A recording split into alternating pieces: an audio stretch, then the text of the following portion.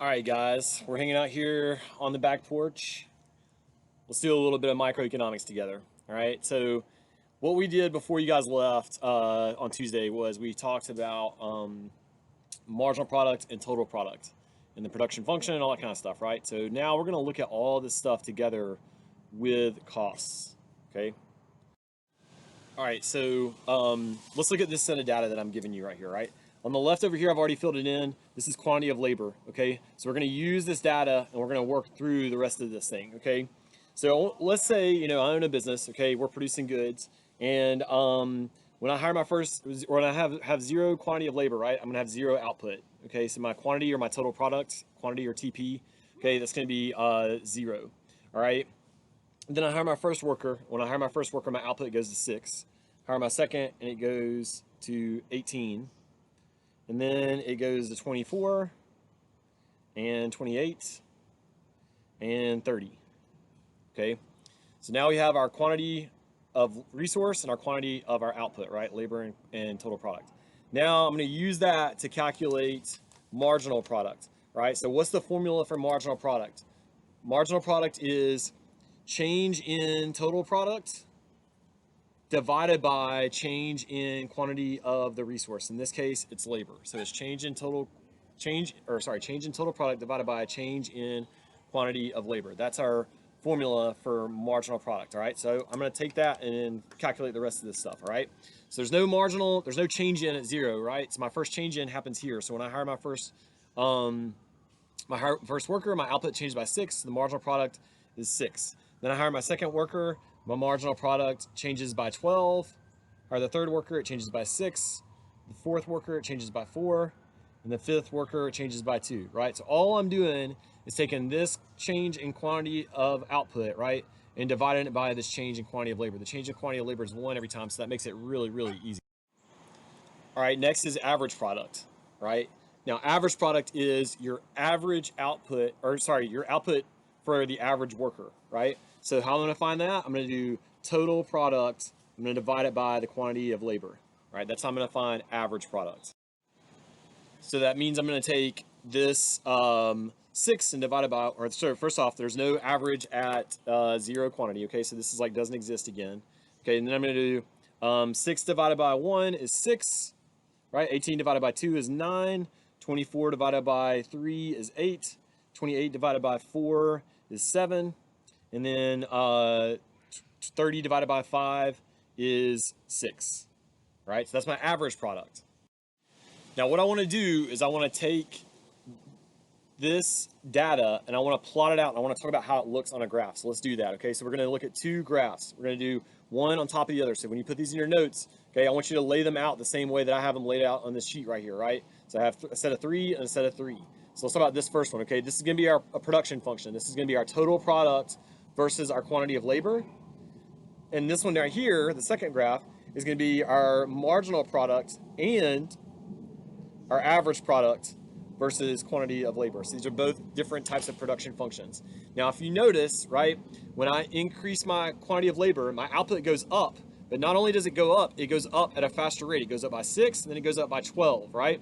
So my total product, if I plotted these 2 values out, I get a positively sloping curve, but I get a curve whose slope is increasing. So it would be doing something like this, right? Then, as we move on, right, what you should notice is that our total product continues to increase, right? But our marginal product is getting smaller now.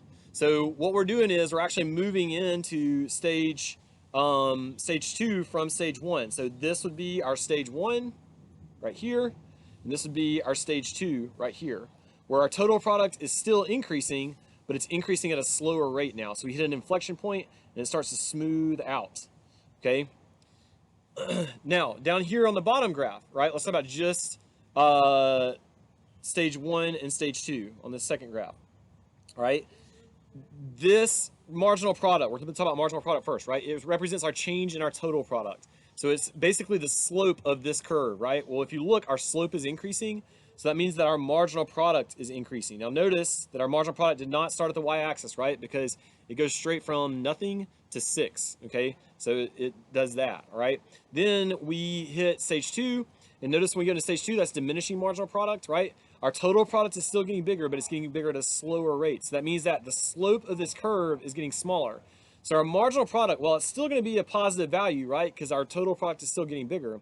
Our marginal product is getting smaller. So now it's going to start to go down, okay? And if we kept going past maybe a quantity of 6,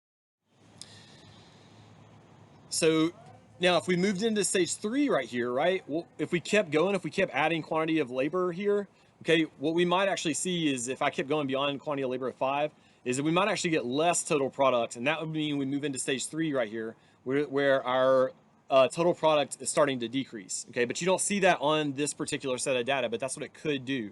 And if that happens, if this is getting smaller now, remember marginal product is our change in our total product, right? So that means our marginal product is now becoming negative, okay?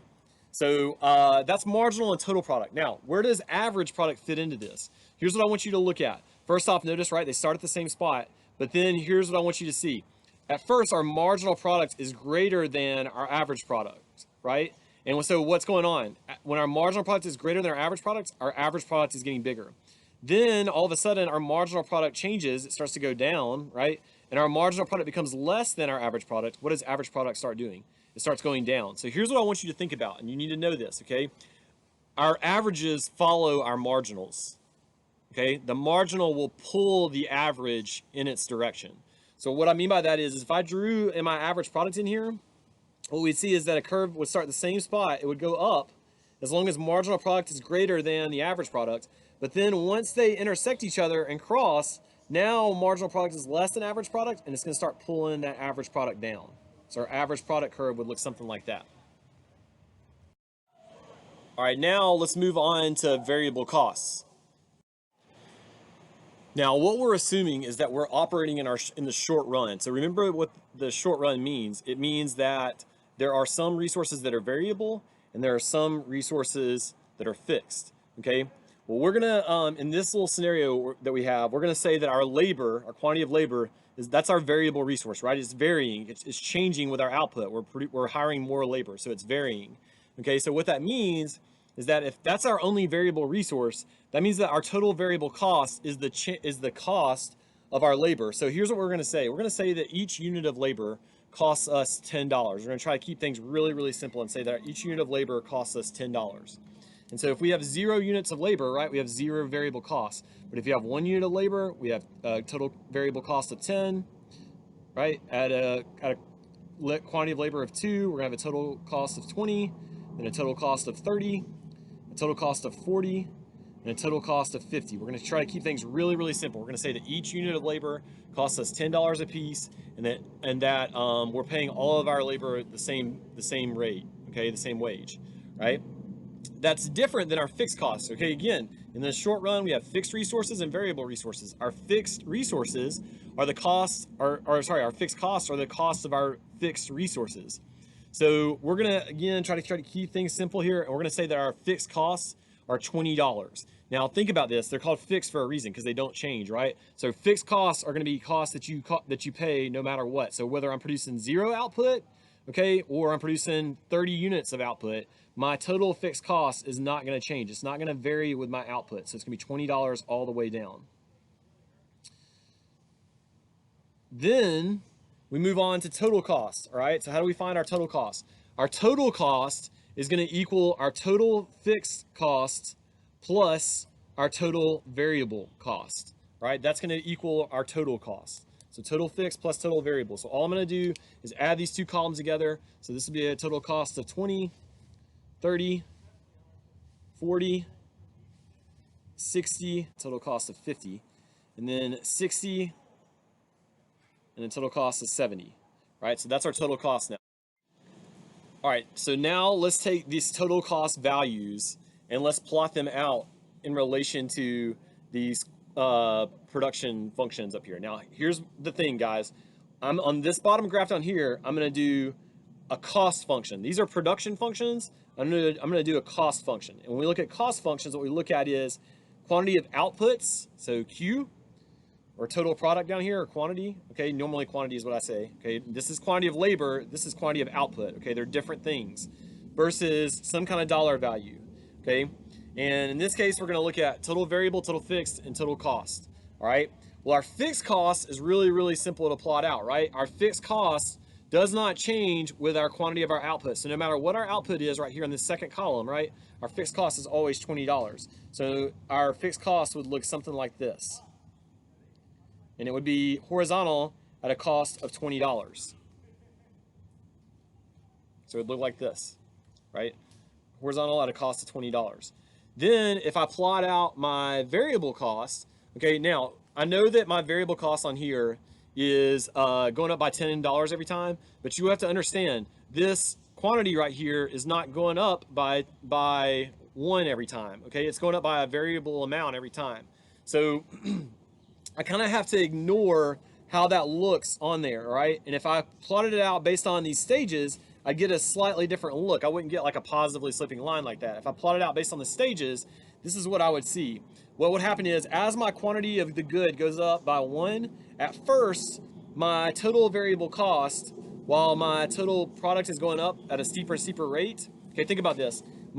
Every time I add a unit of labor, right, my total product goes up faster. So what that means is that as I produce more goods, the cost of my variable resources, my cost of labor, right, is actually going to go up slower. So it'd look something like this. It'd be kind of like getting flatter. And then when it moves into stage 2, as my total product starts to level off, my total variable costs would hit an inflection point and start to get steeper. Okay? And then, so this would be my total fixed cost. This would be my total variable cost. And look, right, if I just add my fixed plus my variable, I get my total. Well, since my fixed cost doesn't change, okay, if I add in my total cost curve to this graph, all right, I'm just going to get a curve that runs parallel to this total variable cost curve, and it's going to start right here at $20 because that's what my total fixed cost is. So my total cost curve would look something like this. Hit that same inflection point, and then it would get steeper. And I know that that's a kind of a poorly drawn curve there, okay? But this line and this line are running parallel to each other, and the vertical distance between these two curves the whole way represents my total fixed cost, okay?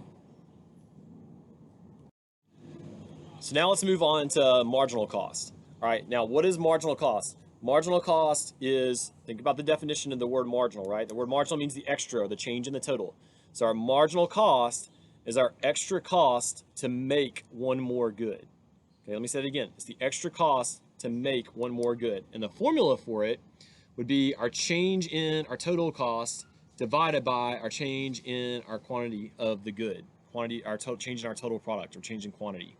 Okay, so it's the extra cost to produce one more, right? Change in total cost divided by change in quantity, right? So I'm going to take my total cost column and I'm going to divide it by I'm going to take my change in my total cost column. I'm going to divide it by my change in my quantity column, all right? And here's what I'm going to get, right?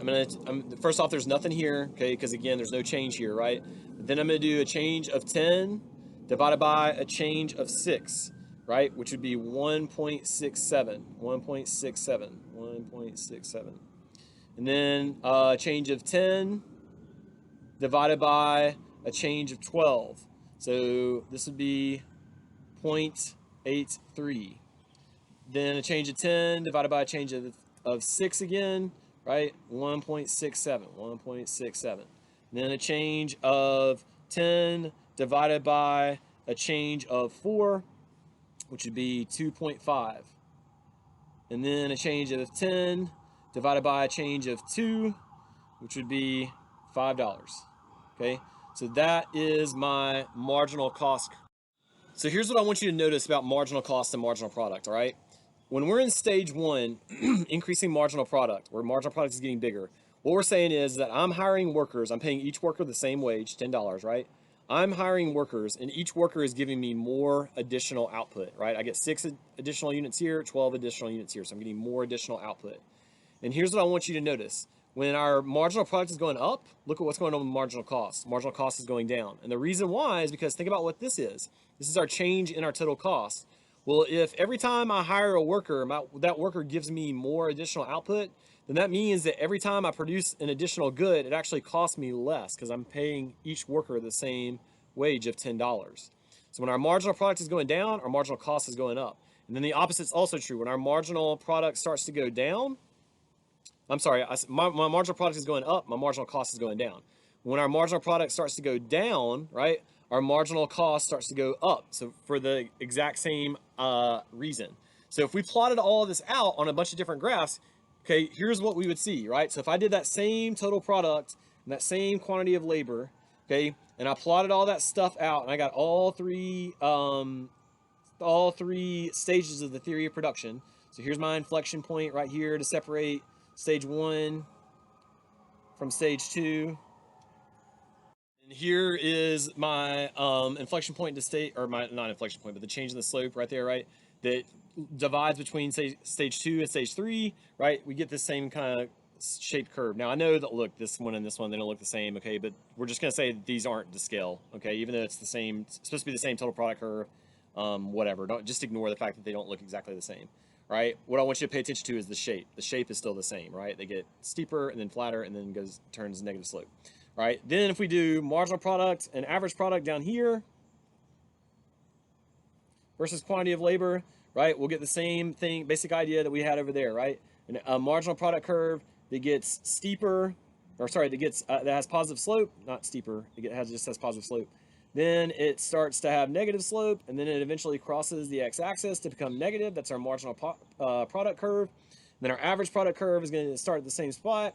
It's going to get bigger, and then it's going to intersect, or it's going to get bigger, and then it's going to intersect the marginal product curve and start to decrease. So we get an average product curve that looks like this, right? Now let's take these graphs and let's talk about how we can apply it to our marginal cost curve, right? So now, again, this is a cost graph, so we can't put all this stuff on the same. These are cost functions, these are product functions. They have different variables. This is output versus dollar value, right? So this is output. This quantity right down here is different than this quantity right here, okay? So what I said before, right, was when marginal product is getting bigger, marginal cost is getting smaller. And when marginal product is getting smaller, marginal cost is getting bigger. So what do you get? You get basically a mirror image. You get something like this. That would be our marginal cost curve. Okay? And the minimum point of the marginal cost curve, even though it maybe doesn't look like 100% correct like that, but that's what's going on here. Okay? The minimum of this marginal cost curve happens at the maximum of this marginal product curve. They're mirror images of each other.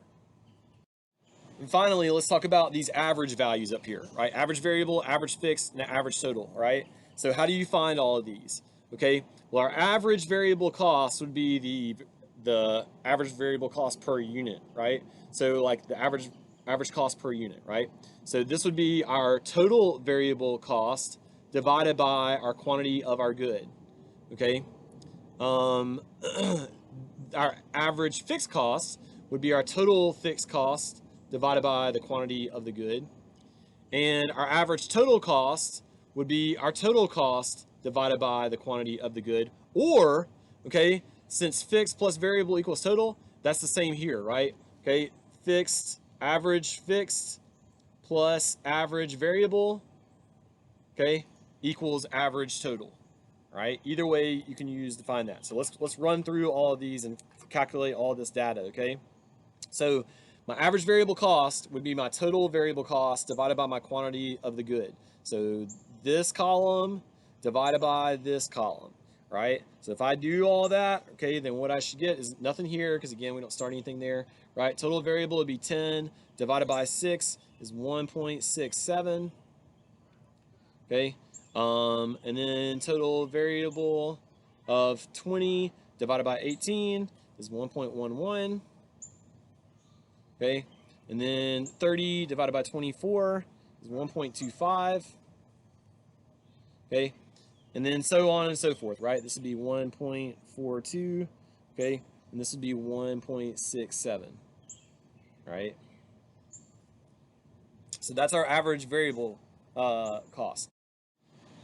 So now let's find our average fixed cost, right? Which is going to be this column 20 divided by this column right here, our output, right? So 20 divided by 6 is 3.33, 20 divided by 18 is 1.11, and then 0.83, 0.71, 0.67, so on and so forth.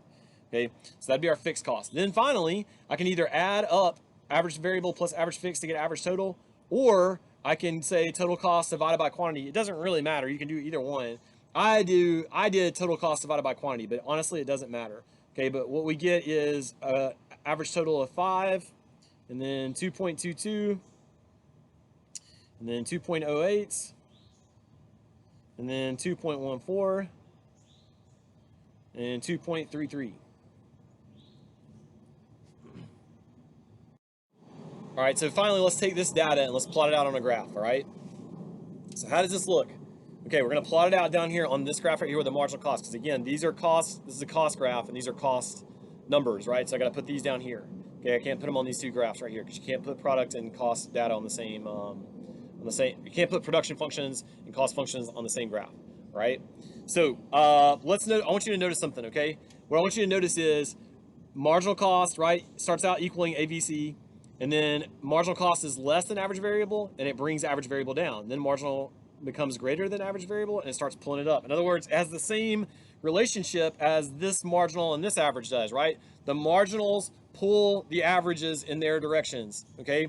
If the marginal is less than the average is going to get smaller. If the marginal is greater than the average is going to get bigger. So our average variable cost is going to look something like this based on the way that I drew this curve, okay? It's going to start out that same point as marginal cost. It's going to get smaller. It's going to hit the marginal cost curve, and then it's going to get bigger. That's our average variable cost, okay? Then our average fixed, or actually, sorry, let's talk about average total, okay? Average variable plus average fixed equals average total. Now, notice average fixed. Average fixed is continuously getting smaller. Why is it getting smaller? Because we're taking a fixed cost and we're dividing it by an ever-increasing quantity, right? This number is getting bigger. This number is staying constant, so this is going to always get smaller. Okay, but this curve, okay, this value, this data, right? Notice again, okay, how it relates to marginal cost, right?